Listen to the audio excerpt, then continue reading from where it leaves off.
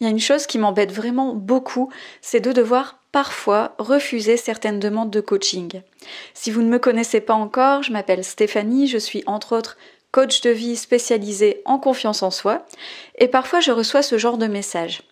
Bonjour Stéphanie, j'aimerais faire appel à vos séances de coaching, mais j'ai un blocage assez profond depuis plusieurs années que je n'arrive pas à dépasser, alors j'hésite encore entre coaching et thérapie. Est-ce que je peux vous contacter pour en discuter ?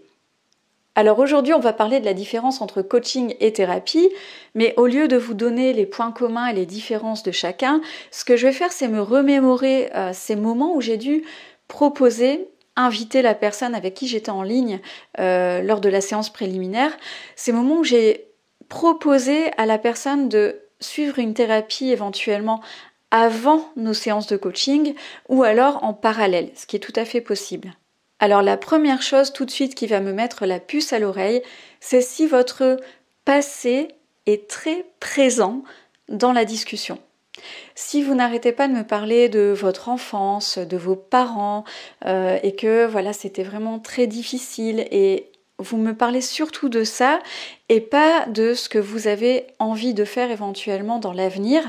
Là, c'est quelque chose qui va vraiment m'interpeller. Surtout si vous en parlez avec énormément d'émotions, comme si vous reviviez la situation. À ce moment-là, ça veut dire que vous avez encore des choses à régler. Aussi, si vous me parlez d'un certain traumatisme, un événement vraiment précis qui vous a traumatisé, et que la même chose, vous m'en parlez comme si c'était hier. Ce qui ne veut pas dire que si vous avez vécu un traumatisme et que vous n'avez jamais suivi de thérapie, vous ne pouvez pas venir chez moi pour du coaching parce que un traumatisme pour quelqu'un ne va pas être un traumatisme pour quelqu'un d'autre, pour un même type d'événement. Certaines personnes vont pouvoir dépasser ça seule ou en étant bien accompagnée par son entourage. Il y a certaines ressources en fait comme ça, des ressources qu'on a en nous qui font parfois qu'on arrive vraiment à aller de l'avant et à guérir spontanément, on va dire. Donc c'est pour ça que je ne vais pas vous dire, voilà, si vous avez vécu un traumatisme et que vous n'avez jamais consulté de psychologue, faites-le, parce que ça va poser problème en coaching, pas du tout. D'ailleurs, moi j'en suis la preuve, en fait, hein, j'ai vécu certains traumatismes sans entrer dans les détails, je vais vous en donner un qui va parler à tout le monde.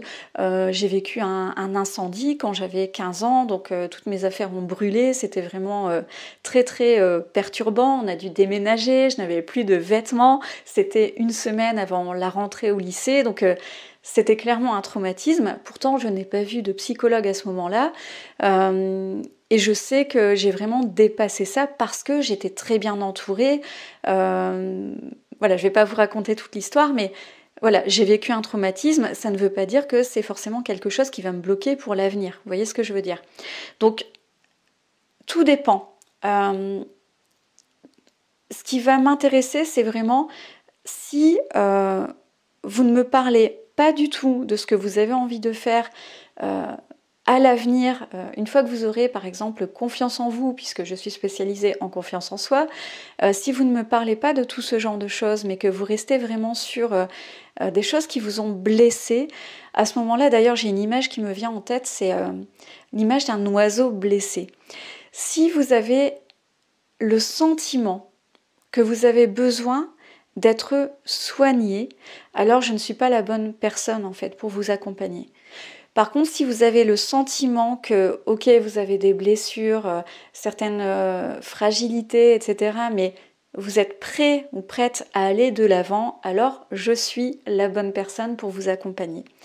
Et ce n'est pas parce que lors des séances de coaching, par exemple, parfois vous allez parler de choses qui vous ont fait souffrir dans le passé et qui peuvent expliquer certains blocages d'aujourd'hui, que forcément je vais vous dire ah non c'est pas mon rôle, je ne vais pas écouter ce que vous dites sur ce qui s'est passé avant, ça ne m'intéresse pas, moi c'est le présent et le futur, c'est pas du tout ce qui va se passer parce que ce qui nous a construit c'est aussi notre histoire avec les bonnes et les mauvaises choses. Donc, mais ce que je veux vous dire là, c'est que si dès la séance préliminaire, vous parlez avec une grande émotion de choses qui vous ont anéanti à une certaine époque, et je sens que c'est encore présent à ce moment-là, même si j'aimerais beaucoup vous aider, je vous dirais clairement que je ne peux malheureusement pas, à ce stade,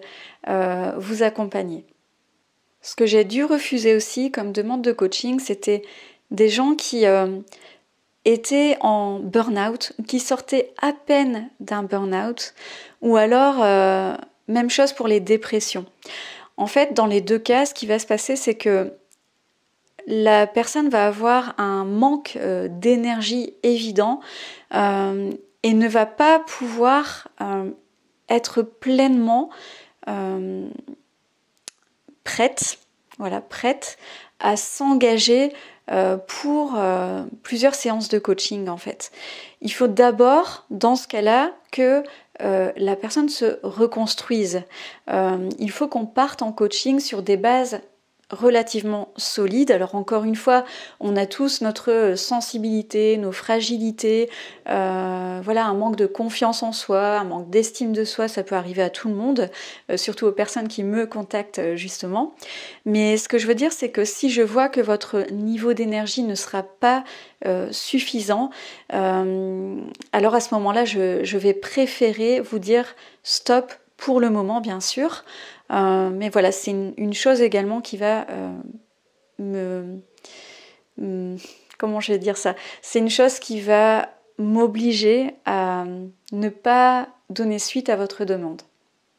Donc globalement, pour que vous puissiez savoir déjà avoir une idée, si une thérapie vous conviendrait mieux qu'un coaching, demandez-vous quel est mon niveau d'énergie? Est-ce que j'ai assez d'énergie pour vraiment m'engager dans des séances de coaching et m'engager à travailler sur un objectif?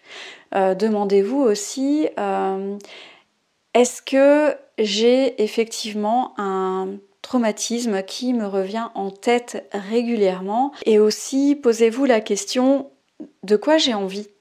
Parce que si vous n'avez aucune envie pour votre avenir, ça veut dire que vous êtes peut-être en phase de dépression et à ce moment-là, il faut d'abord qu'on prenne soin de vous par rapport à ça avant d'envisager toutes les possibilités qui vont s'offrir à vous par la suite. Mais il faut d'abord que vous soyez dans les meilleures conditions possibles parce que voilà, ce ne sera pas efficace en fait de venir me consulter si c'est juste pour discuter, etc. Moi je veux bien, mais ce n'est pas du coaching à ce moment-là. Et je ne suis pas psychologue. Je sais que beaucoup de personnes m'ont posé la question. Je ne suis pas psychologue, je ne suis pas thérapeute, je suis formée au coaching. Par contre, même si vous avez vécu des traumatismes, même si vous avez souvent des coups de blues, même si vous avez régulièrement des manques d'énergie, mais que vous avez une envie comme ça, un appétit de vivre et d'aller de l'avant, même si vous ne savez pas vraiment ce que vous voulez, dans ce cas-là, je suis vraiment la personne à contacter. Dans tous les cas, que vous ayez besoin d'un coaching ou d'une thérapie, ne restez pas dans votre coin, vous avez une vie à vivre, donc contactez la personne de votre choix, mais allez-y, testez, de toute façon vous n'avez rien à perdre.